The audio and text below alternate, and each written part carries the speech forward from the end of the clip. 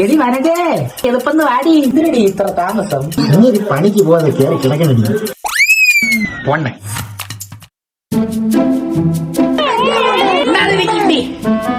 ആദ്യം യോഗം, അത് കഴിഞ്ഞ് മതി പരിദൂഷണം. ഈശ്വര പ്രാർത്ഥനയോടുകൂടി യോഗം തുടങ്ങാൻ പോവുകയാണ്.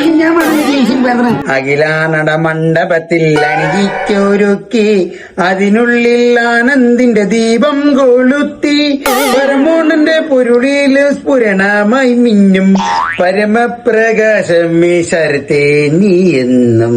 വയസ്സിലെ ശരത്താരി ബോയ് ഫ്രണ്ടാ? ശരത്തോ? വയസ്സിലെ നീ ആദ്യം പാട്ട് പഠിക്കണം. പഠിച്ചതാണ് ചേച്ചി. ഈ പറിച്ച് അവിടെ ഇനി തിമിംഗലത്തിന് തിരയിലടിച്ചോളെ. വത്സല, ചേച്ചി, വനജ, ഹാജർ, മഞ്ജു, എന്തോ സിനി, ഹാജർ, പ്രേമ ചേച്ചി ഇവരുണ്ട്, ലളിത, അഞ്ഞ. കുടുംബശ്രീയില് വരാത്തവർക്ക് 20 രൂപ ഫൈനുണ്ട്.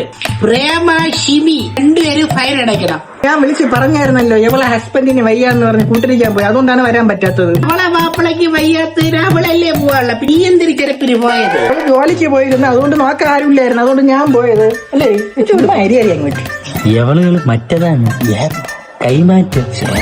നീ അവളെ മാപ്പിളക്ക് കൂട്ടുവന്ന്, അവള് നിന്റെ മാപ്പിളക്ക് കൂട്ടുവന്ന്, എന്തോന്നൊക്കെയടി. അവള് ഫ്രണ്ട്ലിയാണ് കേട്ടോ.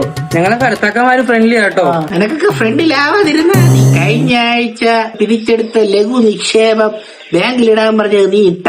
നമ്മള് കഴിഞ്ഞ ആഴ്ച 100 രൂപ വീതമുള്ള 10 നൈറ്റി ചേച്ചിക്ക് പുള്ളിയുള്ള പെട്ടെന്ന് അടച്ചോടെ, ഇല്ലേ ഫൈനും കൂട്ടി അടക്കേണ്ടി വരും.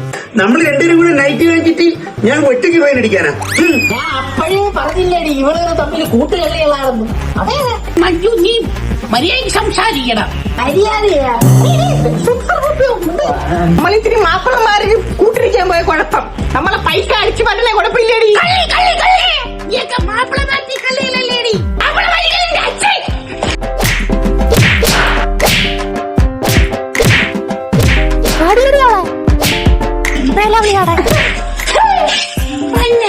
ചേച്ചി അടുത്ത യോഗ ഇനി എന്ത് ചേച്ചി? പുള്ളി നൈറ്റിയെ അതാദ്യം പോട്ട് എല്ലാം കൂടെ എന്നെ ഇടിച്ച് പഞ്ചറാക്കി.